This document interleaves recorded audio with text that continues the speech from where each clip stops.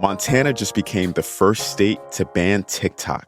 And pretty soon, Uber will let teenagers ride by themselves. I'm Jeff Pierre, and this is The 7 from The Washington Post. It's Thursday, May 18th. Let's get you caught up with today's 7 stories. Number 1. Missile attacks rocked Ukraine's capital this morning. It was the 9th air attack on Kyiv this month. Russia appears to be stepping up its strikes ahead of more intense ground fighting that's expected in the coming weeks.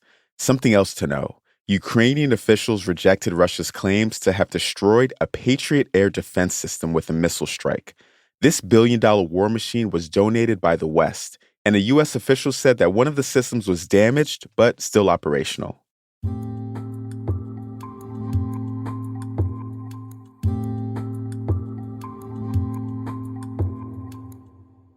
Number 2. A federal appeals court seems prepared to restrict access to a key abortion pill. Yesterday, judges heard arguments on whether FDA approval of mifepristone should be revoked. Mifepristone is one of 2 pills used in the most common abortion method in the U.S. The panel of judges questioned government decisions to make the pill more widely available in recent years. Ultimately, the issue is likely headed to end up before the Supreme Court. In related news, abortion restrictions are expected to pass in Nebraska and South Carolina soon.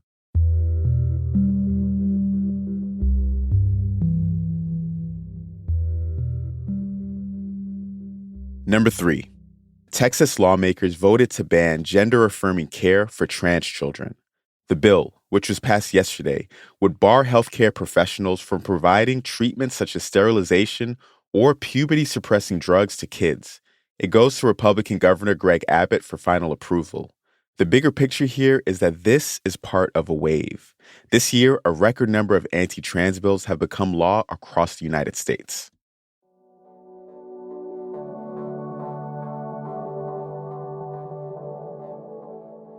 Number 4. Montana became the first state to ban TikTok yesterday. Here's how it works. Mobile stores offering the app will be hit with fines of $10,000 a day, and TikTok will be fined if it operates the app within the state, but individual users won't be punished. The law is set to take effect next year, but will probably face legal challenges.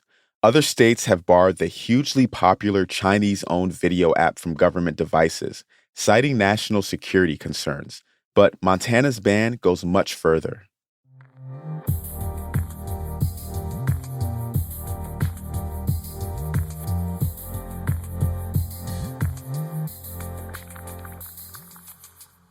The world will probably breach a key climate threshold soon. That's number 5. Global temperatures should temporarily exceed 1.5 degrees Celsius above pre-industrial levels at least once by 2027. Limiting warming to that level is the world's most important climate goal. Beyond that, climate disasters will become so extreme that people won't be able to adapt.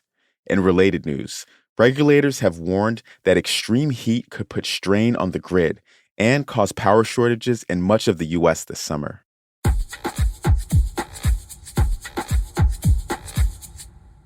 Number 6.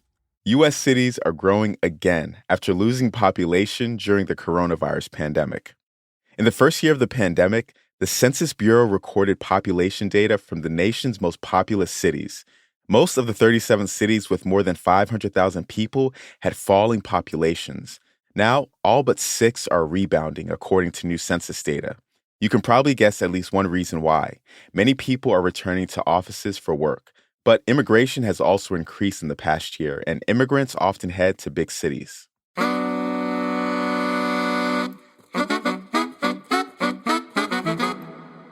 Number 7.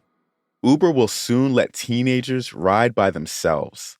Until now, teens weren't supposed to ride alone in an Uber, but next week, the company will add an option in more than a dozen U.S. cities that lets kids between 13 and 17 years old ride solo.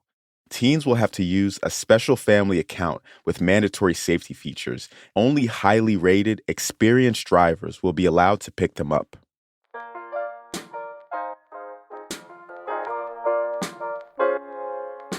You're all caught up with the news for today.